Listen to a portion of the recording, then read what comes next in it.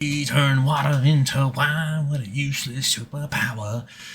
Yo, what's up? The boys, final episode, non-spoiler review. Let's get into it. Starting off, yeah, this episode was its whole purpose for this season.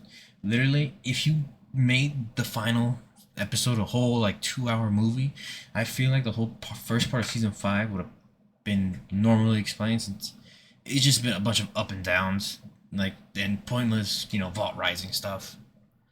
And but yeah, I feel like the entirety of season five was just to build up for this final episode, and I really enjoyed it. People are gonna call it hype moments and aura farms. I know damn well they're gonna call it that.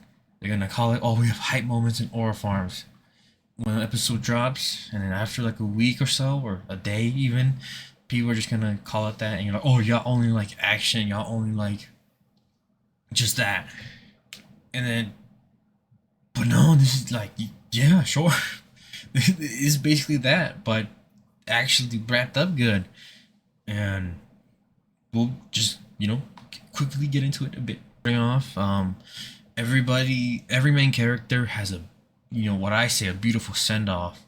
It wraps up characters, and I say, just like there could be more story to tell, always, but this is a series finale. But if they wanted to, there could be more story to tell. But after they know the fates of everybody, Homelander, Billy, Starlight, Huey, Kimiko, all their characters, me personally, have wrapped up very nicely. Ryan finally doing something again in the plot, and he gets a beautiful send off. Not, well, I won't say beautiful, but he gets a proper send off. At least he came back again. He did something.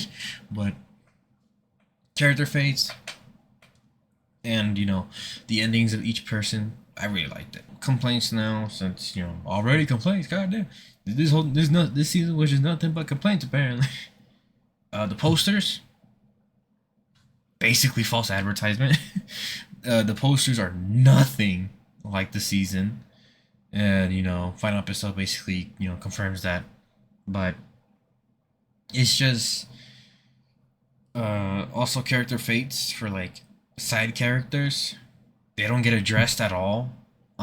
Even like past characters, like Queen Maeve, not a single mention or like a little cameo for watching the news of what's happening. Um, Nothing, just little stuff like that that truly connects you to this world and shows the impact of these characters. Like people will say, oh, like her story's wrapped up. You don't even care. Obviously, yeah, I don't want her to come back, or want her to come in and fight Homelander. No, she has no powers. She lost an eye, so I don't want her to do any of that. I just want her, like, a little cameo, a little quick snap of her and her girlfriend watching the news, seeing what's unfolding, and then uh, like A-Train's family. They didn't even get a proper like view of his body, or like a, or like his like a reaction to it. Like, damn, that's my brother. Obviously, it's like, I guess not the A-Train show, but like just little stuff like that. Just to me, it goes a long way. It shows you truly care about these characters and what these characters did for their world. His family. Soldier Boy, this was addressed in a literal tweet that he doesn't appear in the final episode. Like, and yeah, that's right, he doesn't appear, and so, but gotta wait till Vault Rising, baby. Oh yeah, Vault Rising. Watch my show.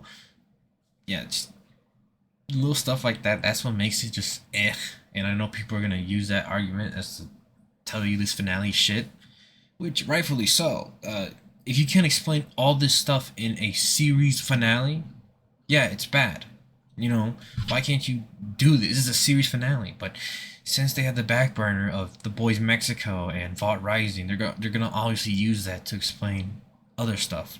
Since I'm guessing Vault Rising is gonna be like a zoom in on Soldier Boy sitting in ice, and it zooms into a flashback, kind of like a Better Call Saul thing, where it shows the present of Gene Takovich, and then it goes to Jimmy McGill, kind of like that. And yeah, it's just little stuff like that, you know. Huey's mom wasn't even mentioned, you know, as is the final part. You know, yeah, like, she wasn't even mentioned or shown this season. Like I get they're hiding from they're hiding, you know, had their family safe, but not even a little, not nothing. Starlight's mom was talked about, but we haven't seen her since season two, I think. But she's been mentioned like multiple times throughout the series. Main side characters: Ashley, Old Father, Sister Sage. People are not gonna like Sister Sage's fate. You know, it's just depending on what preference of what you see in that character.